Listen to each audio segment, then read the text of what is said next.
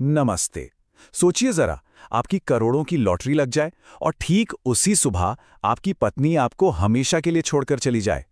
ये एक ऐसी कहानी है जहां किस्मत अपने साथ खुशियों का जैकपॉट तो लाती है, लेकिन एक गहरा सन्नाटा भी छोड़ जाती है।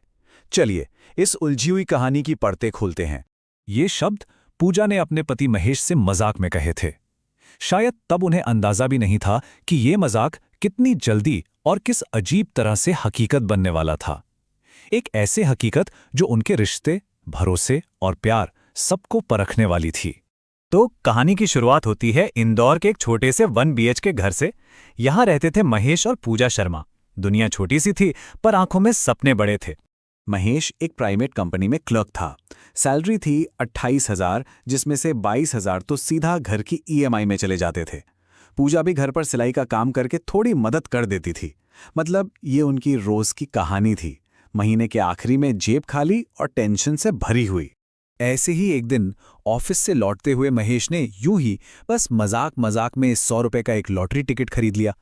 घर आकर पूजा को देते हुए बोला, ये लो, संभाल के रखो, जब करोड़पति बनेंगे तब काम आएगा। पूजा ने भी हंसकर उसे अलमारी में रख दिया। उन्हें क्या पता था कि वो मामूली सा कागज का टुकड़ा उनकी किस्मत का ताला खोलने वाला था। 10 दिन बीत गए।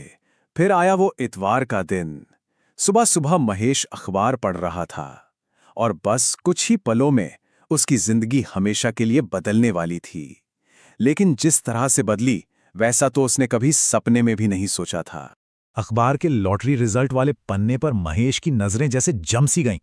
उसने दौड़कर अलमारी से टिकट निकाला, नंबर मिलाया, एक बार फिर दोबारा। उसके हाथ कांपने लगे थे। अरे, नंबर मैच हो गया था। वो पूरे 1 करोड़ रुपए जीत चुका था। वो खुशी से चिल्लाया, पूजा, लेकिन उसकी आवाज खाली घर में गूंज कर रह गई। कोई जवाब नहीं आया। उसमें किचन में देखा, बेडरूम में देखा, घर में कोई नहीं था।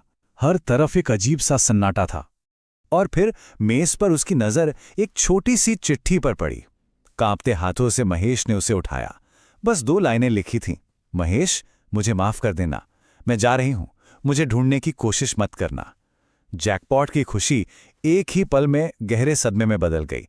लॉटरी लगी थी और पत्नी गायब हो गई थी। अगले कुछ दिन महेश के लिए जैसे कयामत बनकर आए।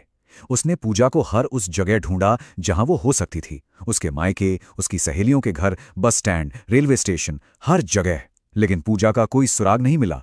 उसका फोन भी बंद आ रहा था।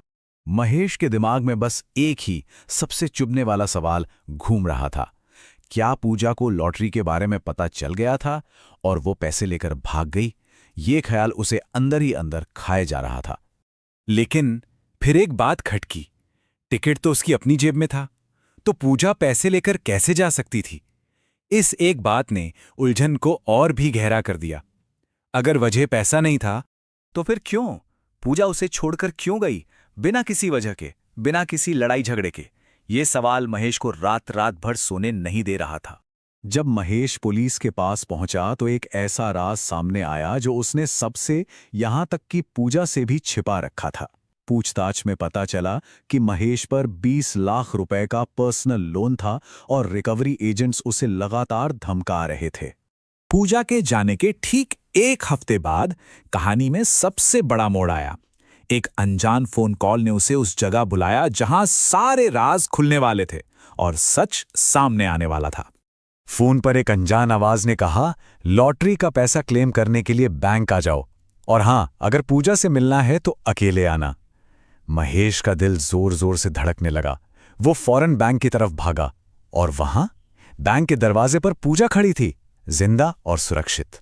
महेश कुछ कह पाता उससे पहले ही पूजा की आंखों से आंसू बहने लगे और फिर उसने जो सच बताया, उसे सुनकर महेश के पैरों तले से जमीन खिसक गई।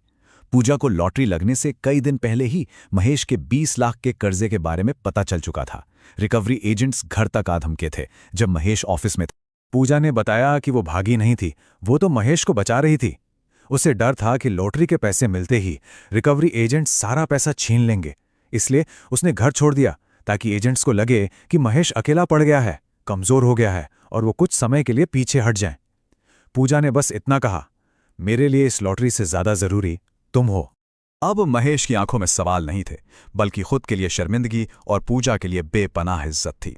उसे अब समझ आ रहा था कि जिसे वो भगोड़ा समझ रहा था वो असल में उसके लिए एक ढाल बनकर खड़ी थी। पूजा ने महेश के हाथ में एक फाइल दी। जानते उसमें क्या था? लोन चुकाने की रसीद। पूजा ने अपनी सारी जमा पूंजी और गहने बेचकर लॉटरी के पैसे मिलने का इंतजार किए बिना ही महेश का ज्यादातर कर्जा चुका दिया था। वो बस सही मौके का इंतजार कर रही थी। महेश ने 1 करोड़ का चेक हाथ में लिया, पर अब उसकी आंखों में पैसों की चमक नहीं थी, बल्कि अपने प्यार और सम्मान की चमक थी। उसने धीरे से कहा, लॉटरी लगते ही मेरी बीवी गायब नहीं हुई, बल्कि मुझे उसकी असली कीमत समझ आई। तो ये कहानी सिर्फ एक जैकपॉट और एक गायब पत्नी की नहीं है। नहीं, ये कहानी हमें रिश्तों की बुनियाद के बारे में एक बहुत जरूरी सबक सिखाती है। हम अक्सर सोचते हैं कि पैसा ही सब कुछ है, ये रिश्ते बना सकता है, खुशियां खरीद सकता है, लेकिन ये कहानी हमें बताती है कि पैसा रिश्ते नहीं बनाता। रिश्ते तो त्याग से बनते हैं, भरोसे से बनते हैं। और आखिर में ये कहानी हमें एक सवाल के साथ छोड़ जाती है कि हमारी जिंदगी की असली लॉटरी क्या है? बैंक में पड़ा हुआ पैसा या वो इंसान जो बुरे वक्त में हमारे लिए अपनी हर कीमती चीज तक कुर्बान करने को तैयार हो?